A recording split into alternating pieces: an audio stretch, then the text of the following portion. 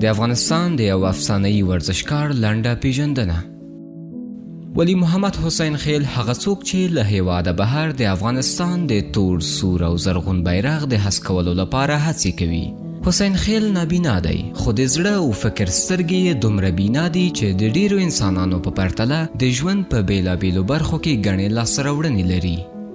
ولی محمد حسین خیل په 1966 لمریز کال د کابل ولایت د بګرامۍ ولسوالۍ په حسین خیلو کلي کې زیږېدلی دی. خپلې زده کړې تر 12 ټولګي پورې د یادې سیمې د عبدالشکور رشاد په عالي لیسه کې بشپړې کړي دي. د درسونو ترڅنګ یې د بوکس او ځغاستې په برخه کې هم د پام وړ مهارتونه لرل چې د دې مهارتونو له امله د خپل سیمهیز کلب سر ټیم هم ټاکل شوی و. له ښوونځي څخه تر فراغت وروسته په 2008 زیږدیز کال په هلمند ولایت کې په دنده وګمارل شو. ډیر خوښ و چې خپل ولس ته د خدمت کولو زمینه ورته برابره شوه. په ډیره لیوالتیا یې غوښتل چې د خپلو هیوادوالو په چوپړ کې واوسي.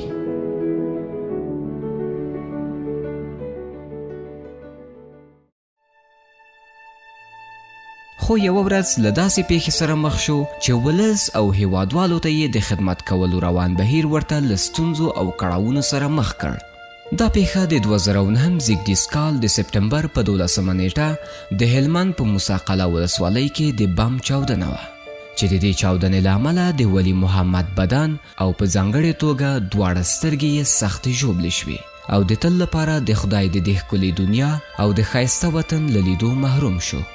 په کورنیو او بهرنیو روغتیایي مرکزونو کې تر درملنې وروسته د مخ او سینې ټپونه یې روغ شول، غاښونه یې سم شول، د سوځېدو آثار یې له منځه لاړل، مګر سترګې یې تر اوسه هماغسې نابینا پاتې شوې.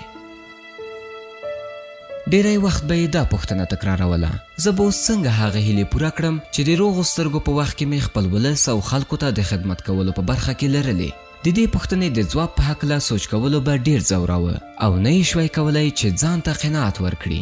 خو تر ډیر فکر کولو وروسته یې باور بدل شو. له ځانه سره یې وویل که د لیدو له نعمت څخه بې برخې شوی، د بدن نور غړي خو یې روغ دي.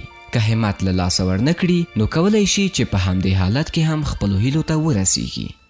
دا باور باعث شو چې ولی محمد پیاوړی شي او نور د سترګو په تړاو هیڅ ډول منفي سوچ ونه کړي. له نیکه مرغه په شخصي ژوند کې له دې لوی بدلون وروسته بیا هم توانېدلی دی چې د پام وړ لاسته راوړنې ولري. د بیلګې په توګه د خپلو غوږونو په مرسته خپلې حافظې او سینې ته د قرآن کریم سپارل، د ګڼ شمېر رښتینو او مخلصو ملګرو موندل، د سیاسي پناه غوښتنې په لړ کې له خپلو اولادونو سره یو ځای په انګلستان هیواد کې میشتېدل.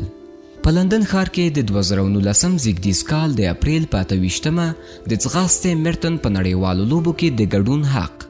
په 2020 زیږدیز کال په هالند کې د پارا اولمپیک د ځغاستې د انویکټس په نړیوالو لوبو کې د ګډون حق. له انساني ژوند څخه د کرکې د له منځه وړلو په برخه کې پراخې هڅې کول او داسې نورې لاسته راوړنې یې یادولی شو.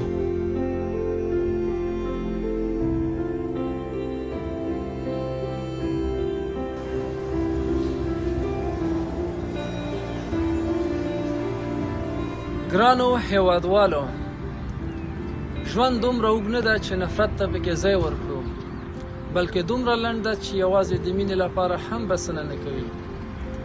د یوې داسې نړۍ په هیله چې نور مو نفرتونه او کرکې محو نه کړي، او بیا هم د داسې نړۍ په هیله چې انسان له خپل انساني ځواک څخه په انساني توګه د انسانیت د هوساینې په برخه کې ګټه واخلي. د سوکاله او آباد افغانستان په هیله. ژوندی دې وي افغانستان.